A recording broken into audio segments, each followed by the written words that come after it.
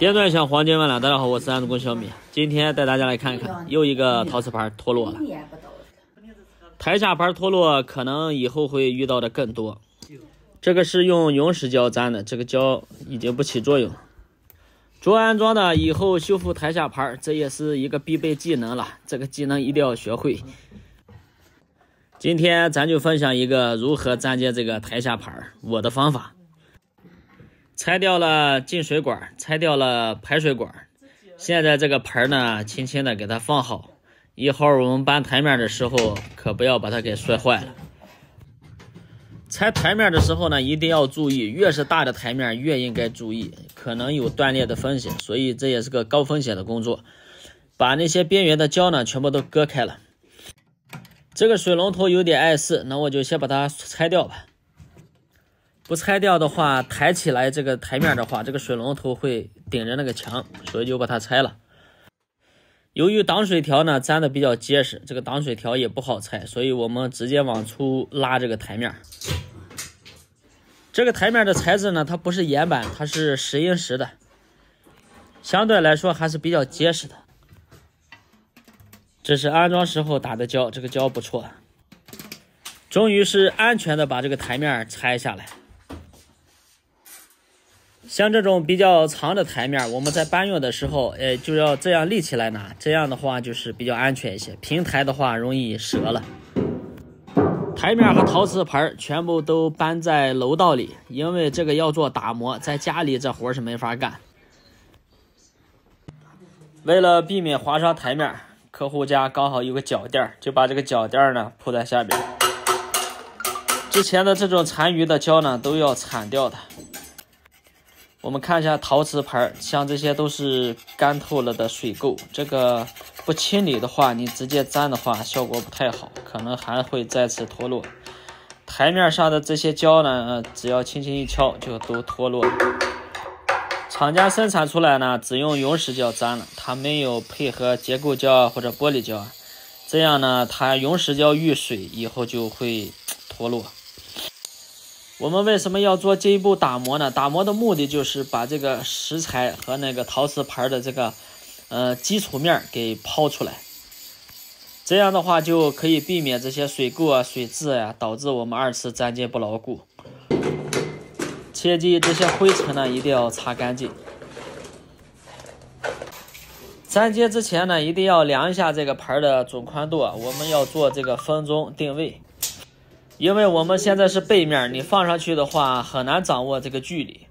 把这个比例呢都分好了，这个是一边分10公分半，长宽面都是一样的做法，这样我们粘出来的盆呢就是从正面看比较匀称。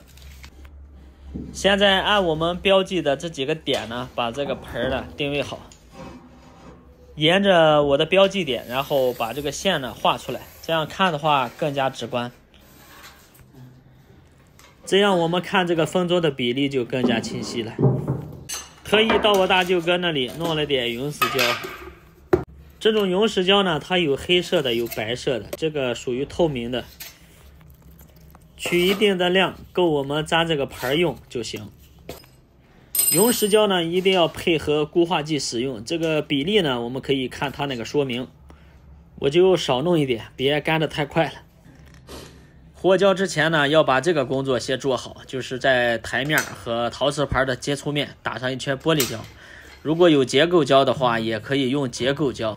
不要小看这一圈玻璃胶啊，这个玻璃胶打上，这个盘以后就不会再脱落了。不过前提是不要买那种垃圾胶。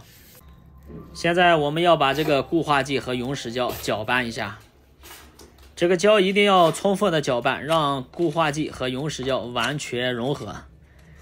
然后开始涂抹于这个盘的边缘。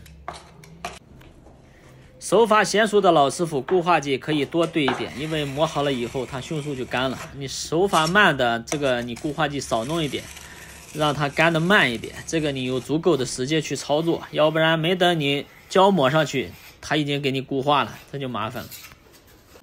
粘好以后，和客户借了一个吹风机，给它加个热。加热的目的呢，是让这个胶干得更快一些，尽量节约我们的安装时间。几分钟以后，这个胶已经开始固化了，这是多余的胶，这个要给它铲掉的。